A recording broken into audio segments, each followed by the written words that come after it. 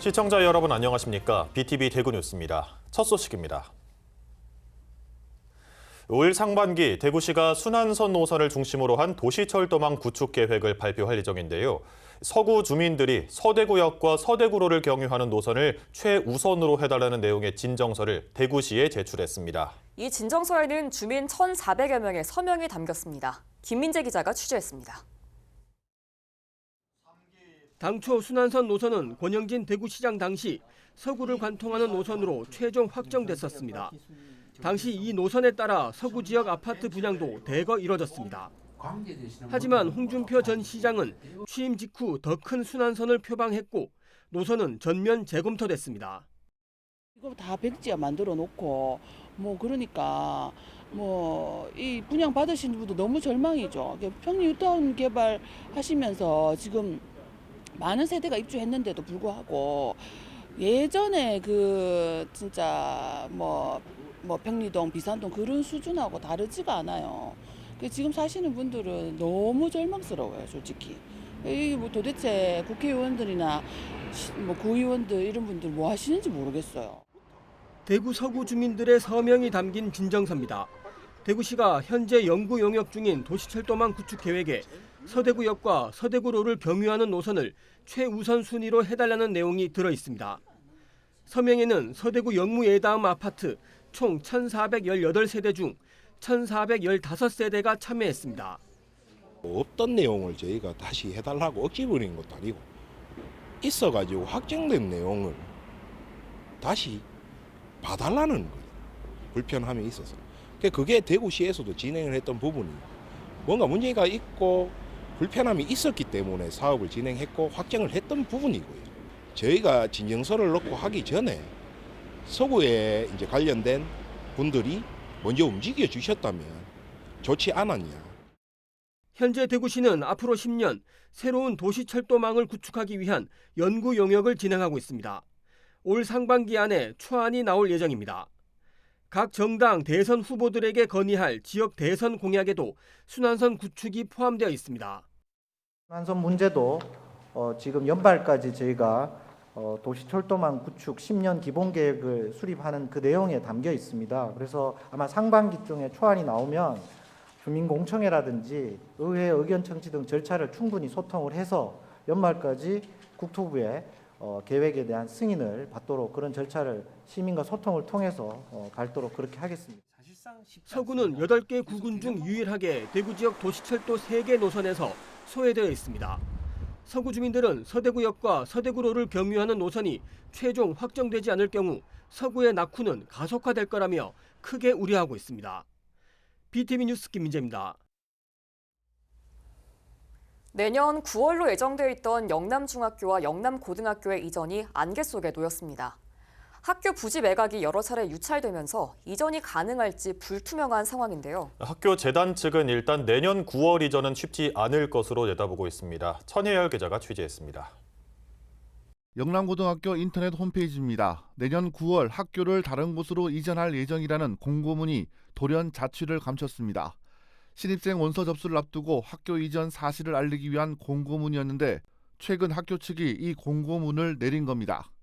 함께 이전할 예정이던 영남중학교 홈페이지도 상황은 마찬가지입니다.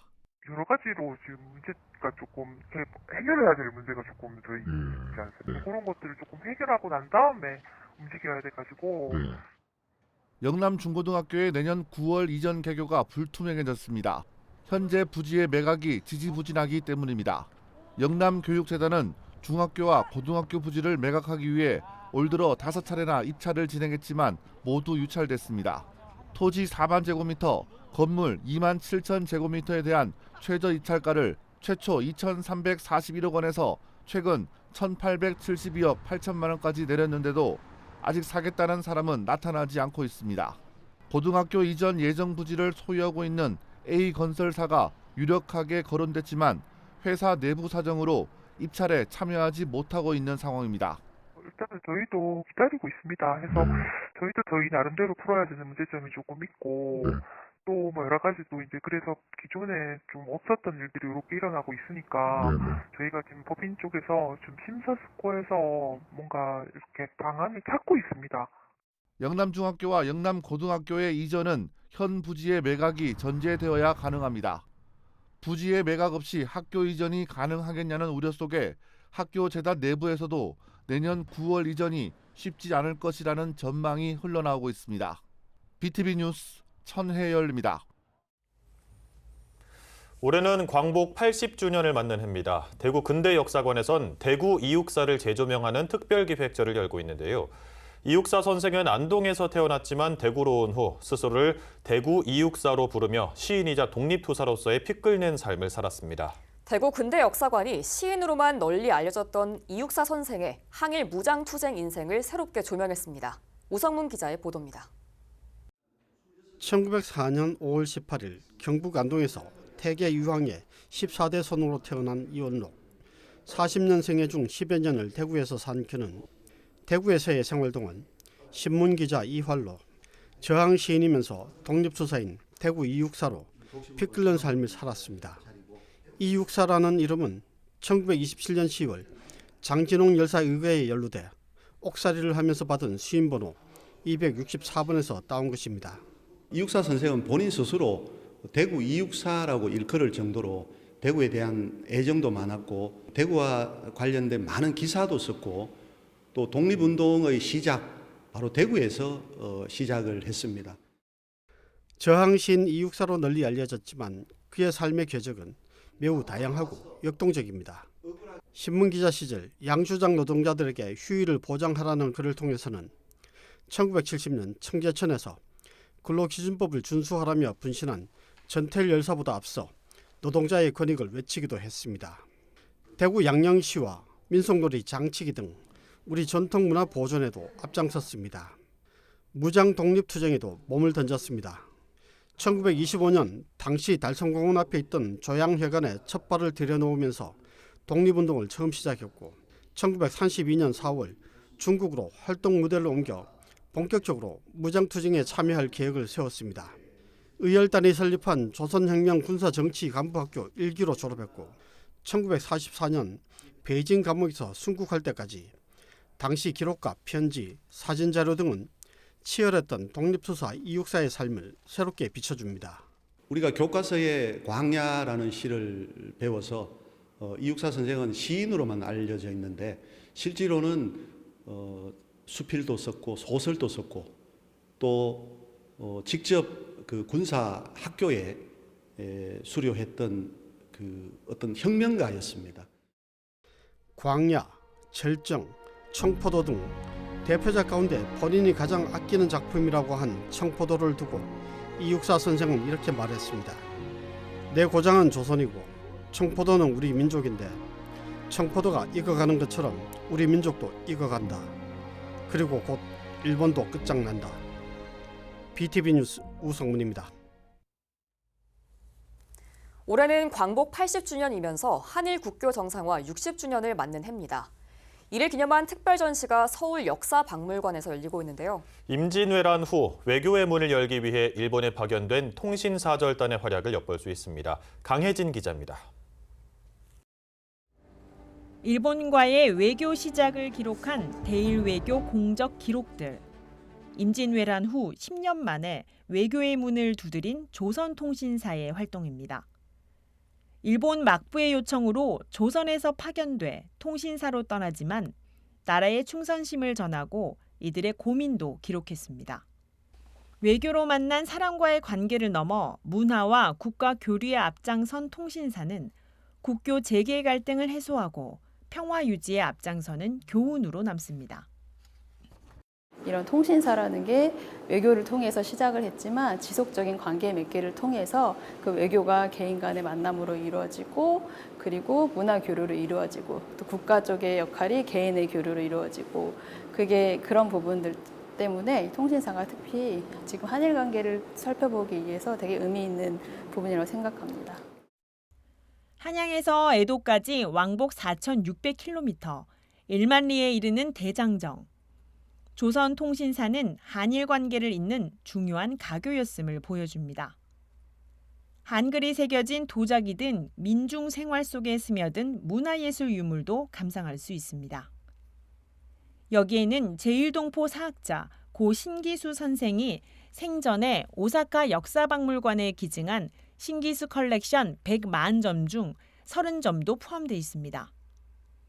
일본 전역에 흩어진 통신사 자료를 조사하고 수집해 유네스코 세계기록유산에 등재된 만큼 외교에 대한 역사적 의미를 더해줍니다. 父はこのように言ってたんです。20世紀というのは非常に戦争に明け暮れた世紀でした。しかしそこから少し遡ってみると、日本と韓国、昔の朝鮮は非常に仲のいい時代がその10倍もあったという事実は、やはり世界中で今戦争が起きているこの時にもう一度それを振り返ってみるということについて意味があると思います。 조선시대 통신사 외교활동에 대한 유물특별 전시회에는 총 128점이 전시되고 있습니다. 국내외 통신사의 문화교류에 대한 의미를 되새기고자 기획한 이번 전시회는 6월 29일까지 열립니다.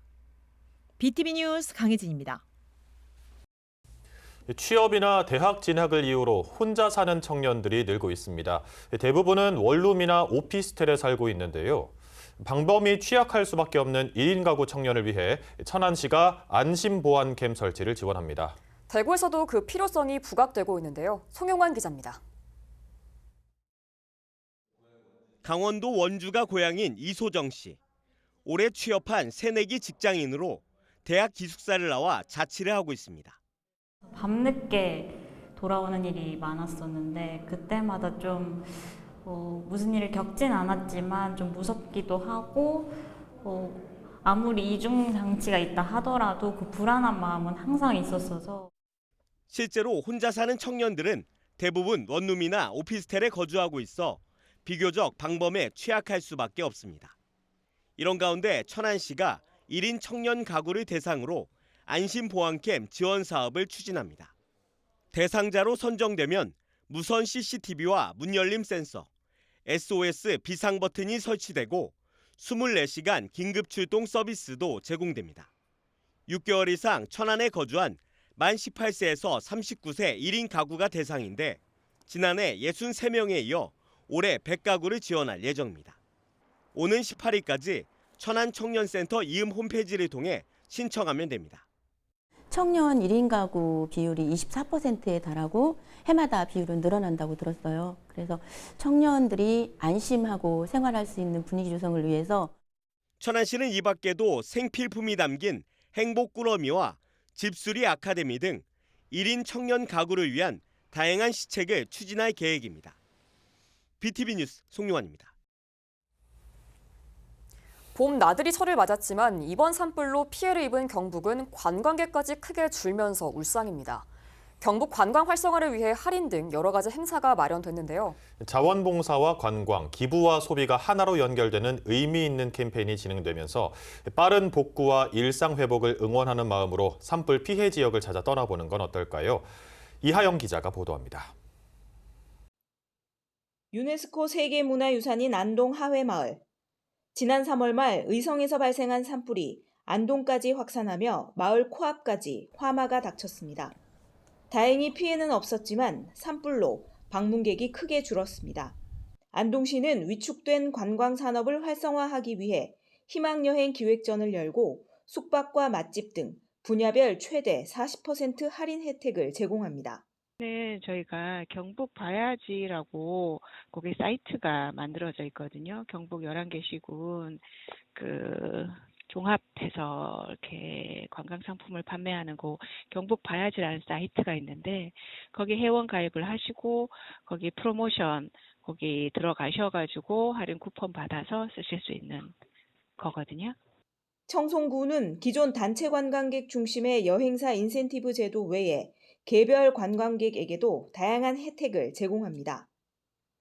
왕버들이 아름다운 주산지와 꽃향기비 단지가 펼쳐진 청송정원 등 청송의 대표 관광지를 방문하고 인증을 남기면 2만 원에서 4만 원 상당의 특산품을 받을 수 있습니다. 간 외에 주소를 두고 있는 분들이 2인에서 5인 정도 이제 팀을 만들어서 오시면 그 팀이 7만 원 이상을 여기 청송에서 소비하시고 청송 관광지 2군데 이상을 SNS에 올려서 홍보를 해주시면 저희들이 그 농업기술센터에서 지금 그 만들어서 판매하고 있는 저희들 특산물로 된 꾸러미 선물 세트가 있습니다. 그래서 그 밖에 자원봉사도 하고 관광지도 탐방하는 공익형 여행 프로그램 볼런 투어와 전담 여행사를 통해 참가 인원당 기부금 10,000원을 자동 적립하는 산불 기부 여행 등도 운영됩니다. 헬로티비 뉴스 이하영입니다. 대구 달성군 죽곡산 일대에서 선사시대 유적이 대거 발견됐지만 달성군이 도로 개설 공사를 강행하려 한다는 소식 전해드렸는데요. 환경단체가 토론회를 열고 죽곡산을 선사유적 공원으로 만들어야 한다며 공사 중단을 재차 촉구했습니다. 도로를 개설해도 교통 개선 효과는 전혀 없을 거란 지적도 나왔습니다. 보도에 김민재 기자입니다. 대구 달성군 죽곡산 일대 도로 공사 현장입니다. 선사시대 유물로 보이는 이른바 윷판형 암각화가 보입니다. 선사인들이 농사를 위해 하늘에 비는 제사 형태의 유적입니다. 삼국시대 고분을 비롯해 토기 조각 등 각종 유적과 유물이 대거 발견됐습니다. 그런데도 달성군은 출토된 유물을 박물관으로 옮기고 공사를 강행할 방침. 환경단체는 토론회를 열고 달성군의 행정을 강하게 비판했습니다. 유물을 박물관으로 옮기는 것이 아니라 이 일대를 현장 그대로 보존해 교육의 장으로 만들어야 한다고 지적합니다. 대구 경북의 많은 사람들한테 이 유적을 보존함으로써 상상력, 선사시대의 무한한 상상력, 그리고 많은 글들, 그리고 많은 인문학적, 철학적, 역사적 소양들이 얼마든지 나올 수 있는 공간입니다. 여기는 현장 보존해야 됩니다. 달성군이 도로를 개설하려는 건 이 산을 관통해 죽곡리 강정마을과 죽곡 2지구를 연결하기 위해서입니다. 그런데 토론회에서는 도로 개설을 위해 달성군이 진행한 용역 보고서를 분석한 결과 교통 개선 효과가 거의 없었다는 주장도 제기됐습니다.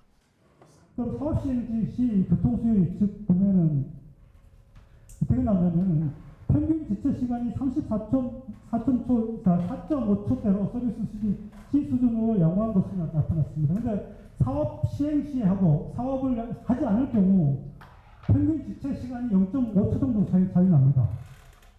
근데 이 정도라면 무의미한 얘기. 환경단체는 죽곡산을 원형 그대로 보존해 선사유적공원으로 만들어야 한다고 목소리를 높입니다.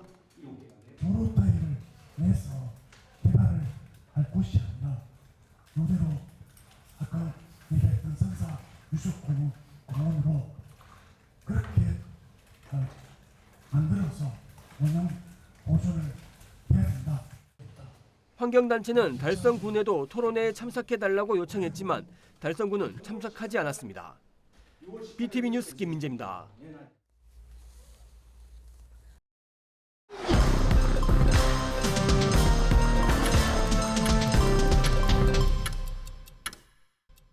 대구시가 외국인 유학생 10,000명 유치를 목표로 한 추진 전략을 발표했습니다. 시는 대구형 유학생 유치를 위한 기본 계획을 수립해 유학생 유치부터 정주까지 이르는 단계별 전략을 시행한다고 밝혔습니다. 이를 통해 지난해 말 기준 5,900여 명인 외국인 유학생 수를 오는 2028년까지 2배가량인 10,000명으로 확대한다는 계획입니다. 시는 지역 12개 대학과 유학생 지원 협의체를 구성하고 유학생 원스톱 지원센터 구축 등 각종 프로그램을 진행한다는 방침입니다. 농번기를 맞아 달성군 농기계 임대사업장이 주말 특별 운영에 들어갑니다. 이에 따라 다음 달 22일까지 6주 동안에는 주말에도 오후 1시까지만 방문하면 농기계를 빌릴 수 있습니다. 임대 기종으로는 관리기와 트랙터, 파종기 등이 있으며 기종에 맞는 비용을 지불하면 이틀 동안 임대가 가능합니다. 주말 특별 운영에는 옥포, 현풍, 합인 임대사업장이 모두 동참합니다. 대구 지역 시민단체가 도시철도 4호선 차량 시스템으로 도입된 AGT 방식의 착공을 전면 중단하라고 촉구했습니다. 대구 안전생활실천시민연합은 성명을 내고 대구시장 권한대행은 내년에 새로운 시장이 취임하기 전까지 도시철도 4호선 AGT 방식 착공을 전면 중단하라고 요구했습니다. 안실련은 4호선을 AGT 방식으로 건설하면 기존 3호선 모노레일이 노후화될 경우 신규 차량 공급이 불가능해 운행 중단 등의 문제가 발생할 수 있다고 지적했습니다. 또한 3호선은 2032년부터 2035년 사이 철도 안전법에 따라 차량 정밀 안전 진단을 받는데 이때 부적합 판정을 받게 되면 운행 중단과 함께 교각을 전면 철거해야 한다고 주장했습니다. 서구청은 우수기를 대비해 6개 지하차도에 대한 배수로 준설 작업을 오는 23일까지 진행합니다. 팔달지 하차도를 포함한 이번 작업은 신청대로 구간 지하차도의 경우 교통 혼잡을 줄이기 위해 밤 10시부터 야간에 수행되며 상리와 평리 등 나머지 4곳에서는 주간에 작업이 이루어질 예정입니다. 중구청은 중구의 다양한 매력을 60초 분량의 영상으로 표현하는 쇼츠 영상 공모전을 진행합니다. 공모전은 10월 말까지 진행되며 참여를 희망하는 분들은 중구청 공식 홈페이지에서 세부 사항을 확인하실 수 있습니다. 이를 통해 중구의 특색 있는 면모를 널리 알리고자 하는 취지입니다. 남구 청소년 창작센터는 지역 초등학생을 대상으로 구매 무용단 1기 단원을 14일까지 모집합니다. 학생들은 11월까지 한국무용을 바탕으로 한 창작무용 수업을 매주 2차례 받을 예정입니다. 성호학교 밥청소년지원센터에 소속된 31명의 청소년이 지난달 5일 실시된 검정고시에 전원 합격하는 성과를 이루었습니다. 이 센터는 학교 밖 청소년들이 검정고시를 준비하고 학업을 이어나갈 수 있도록 1대1 학습 멘토링과 인터넷 강의 지원 등을 제공해 다양한 형태의 도움을 주고 있습니다. 이상 간추린 소식입니다. 오늘부터 대선 후보들의 공식 선거 운동이 시작됐습니다. 앞으로 3주가 조금 넘는 시간 동안 진행될 텐데요. 이 남은 기간만큼은 후보들이 공약과 국정 운영 비전을 놓고 치열하게 경쟁하기 바랍니다. BTV 뉴스는 뉴스 홈페이지에서도 바로 시청하실 수 있습니다. 시청자 여러분들의 많은 관심 바랍니다. 이상으로 뉴스를 마칩니다. 저희는 시청자에게 힘이 되는 소식으로 다시 찾아뵙겠습니다.